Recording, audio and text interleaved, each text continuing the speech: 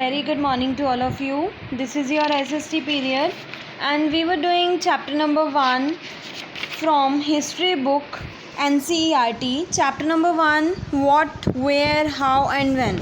Yesterday I explained you chapter number 1, page number 1, 2, 3 and 4th ka half. So now I am continuing my lecture. Open your books at page number 4. Open your books at page number 4, paragraph finding out about the past. I am counting down to 5. You have to open your history books NCERT at page number 4. 1, 2, 3, 4, 5. Okay, very good. Let's start. So yesterday we did finding out what happened, क्या हुआ, past के बारे में कैसे जान सकते हैं और क्या जान सकते हैं, लोग कहाँ पर रहते थे, ये सब कुछ हमने देखा पढ़ा. नेम्स ऑफ लैंड जिसमें हमने 2 पार्ट्स किए थे, इंडिया और Bharat. And today we are going to start finding out about the past. कैसे फाइंड आउट करते हैं about the past. So first line is there are several ways of finding out about the past. बहुत सारे तरीके होते हैं कि past के बारे में कैसे जान सकते हैं. 1 इज़ टू सर्च फॉर. पहला तरीका ये होता है कि हम उसके लिए सर्च करते हैं. सेकंड, बुक्स रीड करते हैं जो कि बहुत टाइम पहले लिखी गई थी. कुछ जो ये बुक्स होती हैं इनको हम क्या बोल देते हैं, दीज आर कॉल्ड मैन्यूस्क्रिप्ट्स. इनको हम मैन्यूस्क्रिप्ट्स बोल देते हैं बिकॉज ये जो होते हैं रिटन फॉर्म में होते हैं और बाय हैंड लिखे जाते हैं. लाइक मैन्यू का मतलब ही यही होता है hand. Okay, so these were usually written on palm leaf. एक लीफ होता है उसके ऊपर ये लिखे जाते थे, या फिर special bark of a tree के ऊपर लिखे जाते थे जिसको हम बिर्च भी बोल देते हैं, जो कि सिर्फ हिमालय रीजन में होता है. Okay, over the years many manuscripts were eaten away. अब जो टाइम जैसे जैसे जाता रहता है तो मैन्यूस्क्रिप्ट्स जो होते हैं वो पतले से लीव्स के ऊपर तो होते हैं, तो वो कुछ तो होते हैं जो कि इंसेक्ट्स उनको खा लेते हैं, कुछ डिस्ट्रॉय हो जाते हैं, ख़त्म हो जाते हैं, बट बहुत सारे जो हैं वो सरवाइव भी करते हैं, मतलब वो रहते हैं, बच जाते हैं. Okay, so next line is often preserved in temples and monasteries. अब यहाँ पर क्या है, जो भी वो सरवाइव करते हैं मैन्यूस्क्रिप्ट्स, या तो उनको टेम्पल्स में रख दिया जाता है या फिर मोनास्ट्रीज़ में रख दिया जाता है. मोनास्ट्रीज़ वो होते हैं जहाँ पर मोन्स लोग रहते हैं, लाइक जहाँ पर ऋषि मुनि लोग रहते हैं, उनको मोनास्ट्रीज़ बोल दिया जाता है. ये बुक्स जो होते हैं किसके साथ डील करते हैं, ऑल काइंड ऑफ सब्जेक्ट. इसमें हर एक सब्जेक्ट के साथ डील किया जाता है, like religion, practice, lives of king, medicine, science. तो इसके अलावा यहाँ पर एपिक्स, पोइम्स, प्लेस वगैरह भी होते हैं. बहुत सारे ये जो होते हैं संस्कृत लैंग्वेज में लिखे जाते हैं और बाकी जो है प्राकृत लैंग्वेज में लिखे जाते हैं या फिर तमिल लैंग्वेज में लिखे जाते हैं.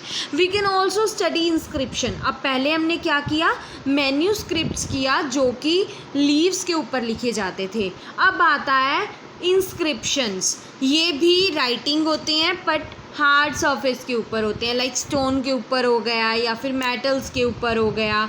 ठीक है, sometime king got there orders inscribed so that the people could see, read and ओबे देम.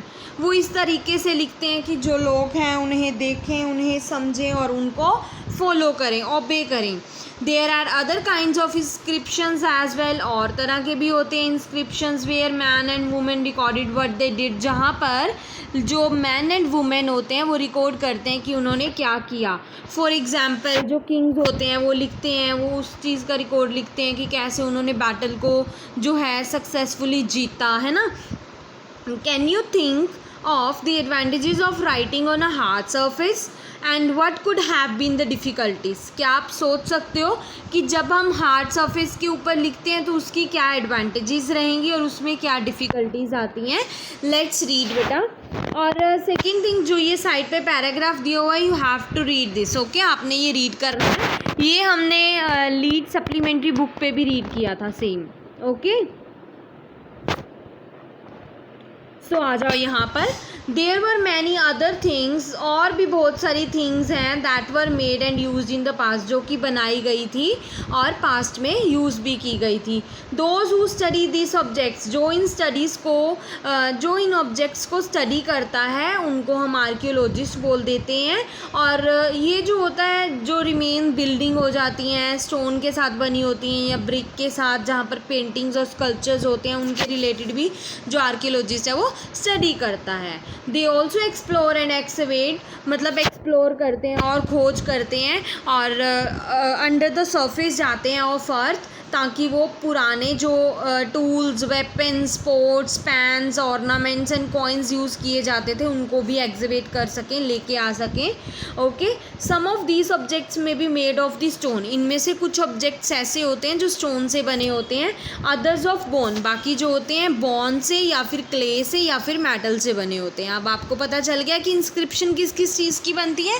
नेक्स्ट आ जाता है objects that are made of hard imperishable substances usually survive for a long time.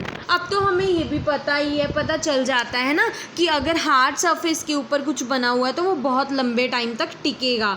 Imperishable substances होते हैं ना ख़राब होने वाली, पेरिशेबल होते हैं जो इजीली जल्दी ख़राब हो जाते हैं, इम्पेरिशेबल जो ख़राब नहीं होते। तो this was about page number 5। Now open your books at page number 6।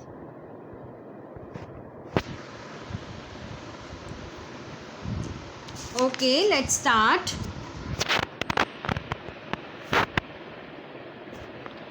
यहाँ पर क्या आ जाता है, archaeologist also look for bones. अब जो आर्कियोलॉजिस्ट होते हैं वो बोन्स के लिए भी देखते हैं, लाइक एनिमल्स की, बर्ड्स की या फिर फ़िश की, ताकि वो देख सके कि पास्ट में जो लोग थे वो क्या खाते थे। Plants remain survive for far more rarely, बहुत कम जो होते हैं प्लांट्स वो लॉन्ग टाइम में सर्वाइव करते हैं। इफ़ सीड्स ऑफ ग्रेन और pieces of wood have been burned, अगर सीड्स को या फिर पीसीज ऑफ वुड को वो बर्न कर देते हैं तो वो मतलब जले हुए ही दिखते हैं। दे सर्वाइव चार्ड फॉर्म, मतलब जले हुए, ठीक है। Do you think cloth is found frequently by archaeologists, क्या आप ये सोच सकते हो कि क्लॉथ जो है वो जल्दी से मिल गया था आर्कियोलॉजिस्ट को? तो देखते हैं, historians that is scholars who study the past. अब हिस्टोरियंस कौन होते हैं? जो कि स्कॉलर्स होते हैं, स्टडी करते हैं पास्ट की। Often use the word source to refer of information found from manuscripts. यहाँ पर वो इन्फॉर्मेशन जो होती है उस सोर्स को उसलिए यूज़ किया जाता है, लाइक मैन्यूस्क्रिप्ट से हमें इंफॉर्मेशन मिलती है, इंस्क्रिप्शन से या आर्कियोलॉजी से, है ना। वन सोर्सेज आर फाउंड, एक बार अगर सोर्सेज मिल जाते हैं तो learning about the past became an adventure, बहुत ही अच्छी हमारी जर्नी हो जाती है। हम बहुत ईजीली जो है इनके बारे में फिर पता कर सकते हैं। Okay, as we reconstruct it bit by bit, अगर हम इसको रिकन्स्ट्रक्ट करते हैं थोड़ा थोड़ा करके, हिस्टोरियंस एंड जो आर्कियोलॉजिस्ट होते हैं वो डिटेक्टिव बन जाते हैं। डिटेक्टिव होते हैं जो मतलब डूंगाई में जाके किसी चीज़ की खोज करनी। Who use all this sources, जो आर्कियोलॉजिस्ट होते हैं या फिर हिस्टोरियंस होते हैं वो ये सभी जो सोर्सेज होते हैं लाइक इंस्क्रिप्शन, मैन्यूस्क्रिप्ट्स, इन सबको एज अ क्लूज लेते हैं और फाइंड करते हैं पूरा past. Is that clear to all of you? Okay, very good. So let's continue. So इस लास्ट पैराग्राफ में है इस पेज के, वन पास्ट और मैनी, एक पास्ट होता है या बहुत सारे होते हैं? मैंने आपको पहले भी बताया था कि हर एक पर्सन का, हर एक ग्रुप ऑफ पीपल का अलग अलग पास्ट रहता है ना। आपका पास्ट कुछ और रहा होगा, मेरा पास्ट कुछ और रहा होगा, तो इसीलिए पास्ट को प्लूरल फॉर्म में लिखा गया है, क्योंकि पास्ट जो होता है वो अलग अलग लोगों का अलग अलग होता है। लाइक फर्स्ट पैराग्राफ देखो इसमें, did you notice the title of this book, क्या आपने अपनी बुक का टाइटल देखा है? अगर आप बुक में देखते हो ना, उसका कवर देखते हो, तो वहाँ पर आर पास्ट्स वही लिखा गया है, पास्ट्स मतलब एस लिखा हुआ है पीछे। क्यों? क्योंकि ये जो वर्ड हमने प्लूरल में लिया है ताकि ये अटेंशन दिला सके कि पास्ट जो होता है वो डिफरेंट रहता है डिफरेंट ग्रुप ऑफ पीपल के लिए।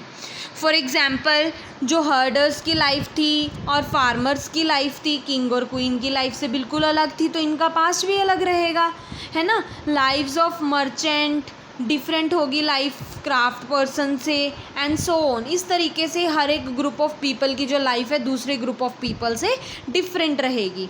Also as it true even today people follow different practices and customs in different parts. आज के टाइम में भी जो लोग हैं वो अलग अलग प्रैक्टिसेस और अलग अलग कस्टम्स जो हैं वो फॉलो कर रहे हैं अलग अलग पार्ट में। Is that clear to all of you? Okay, let's come to the next page. So in this example is given, today most people living in the Andaman Island get their own food by fishing, hunting, collecting, forest producing. अब काफ़ी ज़्यादा जो लोग हैं वो कहाँ पर रह रहे हैं? अंडमान एंड निकोबार। वहाँ पर क्या होता है, वो जो अपना खाना प्राप्त करते हैं वो कैसे करते हैं? बाय फिशिंग करके, उनको हंट करके, या फॉरेस्ट प्रोड्यूस जो भी होता है उसको कलेक्ट करके ये सारा जो है अपना खाना लेते हैं। By contrast, most people living in cities depends on others for supply of food. मैंने उस दिन भी आपसे एग्जाम्पल ली थी, मैंने आपको वीडियो कॉल पे भी बताया था कि जो सिटीज़ वाले लोग होते हैं, लाइक मैं सिटी में रहती हूँ या मैं टाउन में रहती हूँ, तो मैं विलेजेस के ऊपर डिपेंड रहती हूँ, बिकॉज वहाँ से जो है हमारा सब कुछ वहीं से आता है प्रोड्यूस होके, है ना, क्योंकि सिटीज़ में तो ये सब प्रोड्यूस नहीं किया जाता। तो जो सिटीज़ वाले लोग होते हैं वो दूसरों पे डिपेंड रहते हैं। Is it clear? Differences such as these exist in the past as well. Past में भी ऐसा ही होता था, आज भी ऐसा हो रहा है, और फ्यूचर पे भी हम फार्मर्स के ऊपर डिपेंड रहेंगे। ओके, तो there is another kind of difference. एक और डिफरेंस है, we know a great deal about kings and battles they fought because they kept records of their victories. अब जो किंग्स एंड क्वींस होते हैं उनकी बैटल जो होते हैं, जो भी वो लड़ते हैं, है ना, फाउट करते हैं, वो सारा रिकॉर्ड अपनी विक्ट्रीज़ में लिख के रखते हैं। जो ऑर्डिनरी पीपल होते हैं, मतलब नॉर्मल लोग होते हैं जो हंटिंग फिशिंग वगैरह करते हैं, गैदरर्स होते हैं, फार्मर्स होते हैं, हर्डर्स होते हैं, ये सब कोई जो है ये अपना कोई भी रिकॉर्ड नहीं रखते हैं कि उन्होंने क्या किया। जो आर्कियोलॉजी होते हैं वो हमें हेल्प करते हैं ताकि हम उनकी लाइफ के बारे में जान सकें, जो कि जिसके लिए हम अननोन थे, मतलब जिसके बारे में हमें कुछ भी नहीं पता था, तो आर्कियोलॉजी की हेल्प से हमें पता चल जाता है। सो नेक्स्ट क्वेश्चन आ जाता है, what do dates mean? Date किसको बोलते हैं? If somebody ask you the date, अगर हमको कोई डेट के बारे में पूछता है तो आप डे, मंथ और ईयर जो है मेंशन कर दोगे वहाँ पर, लाइक 2000 एंड समथिंग एल्स, है ना। ये जो ईयर्स होते हैं तब इनको असाइन किया गया था बर्थ ऑफ जेसस क्रिस्ट के बाद, जब क्रिश्चियनिटी आ गई थी, है ना। जो 2000 है, 2000 year after the birth of Christ. जितनी भी डेट्स होती हैं, all